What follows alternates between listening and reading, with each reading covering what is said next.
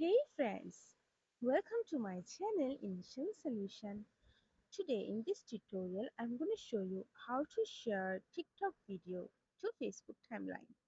So go for your TikTok app, go for your profile and choose the video you want to share to your Facebook timeline.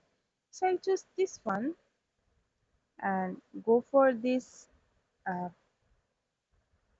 three dot option.